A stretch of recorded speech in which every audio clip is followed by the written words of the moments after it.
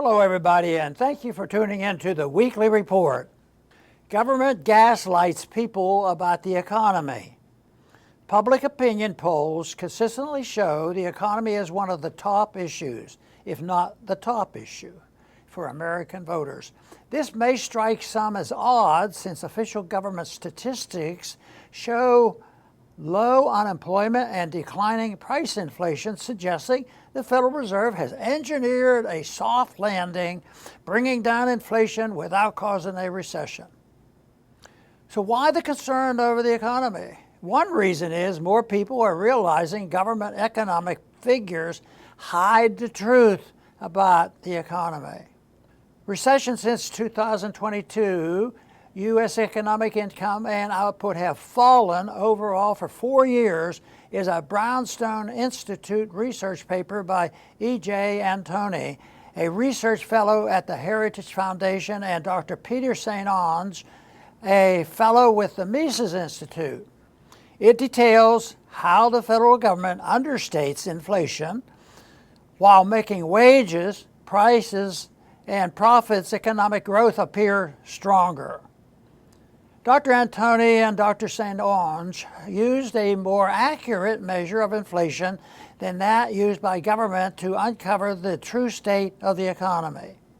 Their calculations show that the U.S. economy has been in recession since 2022. The government claims that GDP increased by approximately 13.7% from 2019 through the first half of 2024. When the more accurate inflation number is used, the result is a 2.5% decline in the GDP. The federal government's figures also show the American people's disposable income increased by 12.9% from 2019 through the first half of 2024. However, when the more accurate way of calculating price inflation is used, it shows Americans' disposable income decline by 2.3%. Dr. Antoni and Dr. St. Onge are hardly the first to expose how the government uses doctored statistics to make the economy look stronger. John Williams' Shadow Stats has regularly shown how government manipulates data to underreport unemployment and price inflation.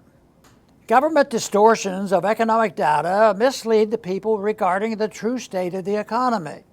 They also mislead Congress, the President, and maybe even the Federal Reserve. Until the Audit the Fed bill becomes law, we will not know for sure what data the central bank relies on. Making economic policy decisions based on flawed data enables politicians to ignore the dangers posed by Congress's refusal to cut federal spending. Government spending puts pressure on the Federal Reserve to keep interest rates low.